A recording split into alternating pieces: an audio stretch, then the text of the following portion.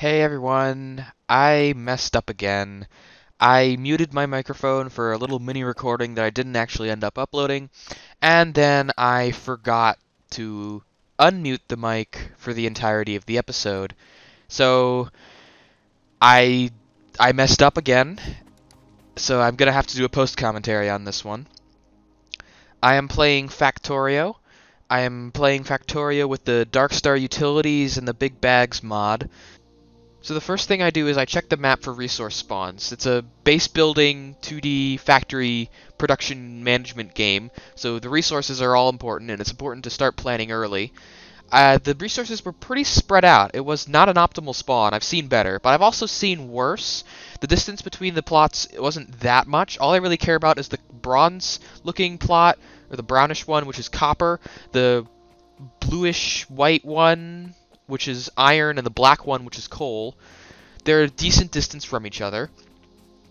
Now, fun fact, I actually signed up for Factorio Beta way back when it was on its own website, before it was on Steam, and that was back when I didn't have a standardized name for my accounts. So that's why my name is Derpy Creeper instead of Derpy Cat. It's a bit confusing, but the name won't be there in the next episode. Now, the first thing I do is I plop down my starter drill and starter furnace on the iron plot. You need iron for pretty much everything. You never have enough iron. I grabbed some trees on the way over to the coal plot that's all the way over here. Coal is very important in the early phase of the game, which is mostly what I played through in this episode. So a good first step after you get your machines set up is to establish a good production of coal to supply your machines. You don't actually need a backstock of coal, but it's good to have enough production to satisfy your demand at least, which is a first step to actually getting your factory on its feet. Another important step to mastering this game is use of hotkeys. For example, control and right click allows you to instantly put stuff in the cursor into machines and chests. Control and right click is half of the stack, which makes it good for fueling up machines. After I get that coal into the furnace and the drill to get the iron production smelting, I mine some stone, because stone is what you need to make more burner drills along with more iron, which is only smelted. So I make a second burner drill, and then I run back over to the coal plot. I put down the drill on the coal plot and give it a single log to get it running, and it makes a few coal. I have to manually pick it up because it's just depositing it on the ground at the moment, but after it runs out of fuel, I leave it there because it's not all that useful if it's not attended in its current state. I mine some more stone, make some more burner drills, and then I set up my first part of automation. This is actually the most basic automation you can do, but it's a cool trick that not many people know about. The concept is the yellow arrow on the machine shows where its output is, and it can output directly into something that is right in front of it. So the first machine outputs into the second machine, and the second machine outputs into the third machine, which will output into the fourth machine, which doesn't exist at the time I was showing this, which will output back into the first machine. Since they're all mining coal, it's going to go into the fuel slot, so they're going to be mining coal and fueling themselves forever. It's an infinite coal generator.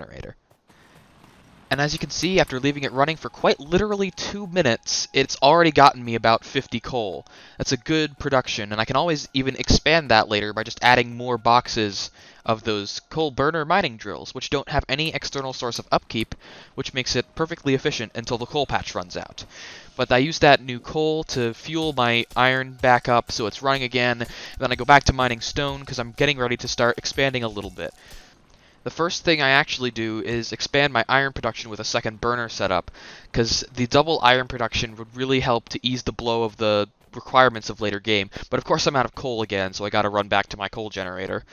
But after setting that up, I run all the way down to the copper patch to set that up, because that's another important resource. I haven't actually automated stone yet, because it's really not that important. It's 5 stone per burner drill, and you don't need a whole lot of burner drills before you get into the electric phase. And after you get into the electric phase, you don't need stone for pretty much anything, really. That being said, I do make a burner drill that starts mining stone, because mining stone by hand is slow and annoying and tedious and takes up time I could be using for other things. Now the next major step for the factory is to move into electrical power, which you do by making a boiler, a steam engine, and an offshore pump. After some deliberation, I eventually decide to put the offshore pump right there, out of the way of most of the rest of my stuff. Well, what you do next is you put down the pipes, then you put down the steam boiler, and then you put down the steam engine, and then all you have to do is supply the boiler with fuel, and it will make steam, which goes into the steam engine, which produces power. Having a stable and supplied power source is vital for the later game. I put down a burner inserter right in front of the boiler because burner inserters don't run off of electricity, they run off of fuel. So anytime you're handling a fuel source, you can use burner inserters instead. They're slower than electrical inserters, but especially for this particular case where they're handling the ability to produce power, it's better to have the inserters not rely on power. So the burner inserter is then lined up to a whole load of conveyor belts, which go down to the coal patch. And the coal patch was then mined by an electric miner, which is depositing on the belt, which flows all the way back up to the boilers, so they are infinitely fueled, and they will not run out of power until the coal patch runs out. The only thing left to do then is to actually wire up the mining drill, because it needs actual electricity to be transmitted to it. You do this with the power poles. An interesting hotkey that makes your life a lot easier is if you hold down left click after you place a power pole, you can actually continue to place the power poles at the extreme end of the power pole range. So you can just place in a line infinitely without having to worry about distancing the poles properly to be more or less efficient. So I run the poles down to the electric drill, and then it gets mining. There's not enough power in the system when I first connected, so I have to run up and throw down some coal on the belt, which isn't quite connected yet, but it will be in a few minutes. With power production online, it's time to start moving into the electrical phase. I have to swap out all of my burner drills for electric drills. The electric drills are not only mining in a wider area, but they also go much faster and don't require upkeep of coal. Unlike the burner drills, which are slower than the furnaces, the mining drills mine fast enough to be faster than the furnaces, so they require a bit of a more advanced setup to avoid overflow and losing production. I go through several iterations of this system trying to determine which would be the most spatially and time and resource efficient, before finally settling on this bent design downwards. You'll see why I've bent it downwards in a minute, but for now all it's doing is putting the iron into the furnaces so that one machine can go to multiple furnaces and any overflow can be easily handled. The system also automatically puts the iron plates out of the furnace and into a chest, which is a much larger storage space than the single stack that a furnace can hold. It's worth noting that I am using a modded stone furnace, which is much faster. It's part of the Darkstar Utilities mod, and it makes this phase a lot simpler because it's actually 70% faster than a simple stone furnace, which for only requiring 10 stone bricks to make is actually really good. I'm wondering if it's overpowered or not. I'm gonna assume that for the time being it's balanced enough because you need a normal furnace to make stone bricks in the first place. So you can see the system in action here. It's taking care of the overflow gradually. I check my production chart to see what the ratio is. It's about 1-to-1, but it's not quite. It's a little bit less than one miner to one furnace, so that's going to cause a little bit of weirdness in the future. But for now, I've got iron plate production, and all I have to do is expand it if I need more. With the plate smelting, it's time for the next set of major automation. The furnaces will still require a regular supply of coal to work, which I could supply by hand, but that would be very inefficient and time-consuming and could cause me to lose a lot of production if I forget to do it regularly. So what I'm going to do is I'm going to put another electric drill on the coal patch, and I'm going to run a conveyor belt to it up and over all the way to the belt in the iron production, which is going to supply that belt in the iron lane with coal. Since each belt has two lanes, one lane can store iron and one lane can store coal without any of them conflicting with each other, which allows every furnace to be fueled and supplied with iron from the same belt. After expanding my iron a bit, I actually set up a furnace to start automating stone brick production. Stone bricks aren't all that useful, but they can make paths which increase your movement speed, which is a good idea when you have to run from place to place, as it's a very significant buff and can reduce travel times by a lot. Speaking of travel times, my next goal is to bring copper production into the same system as the iron production, on a separate furnace line, but from the patch all the way at the bottom. I want to do this in a way where it's flowing in the same direction, so coal can be deposited on the belt and flow down with the furnaces instead of having to have a separate input, so I have to use a lot of belts. A little setup later, and it's working exactly as intended. Now with that resource production pretty much taken care of for the time being, except for expansion of course, which is going to happen later, I have one more major milestone to get into the rest of the game, and that's research. Now research is a very complicated system, probably one of the most complicated systems in the game.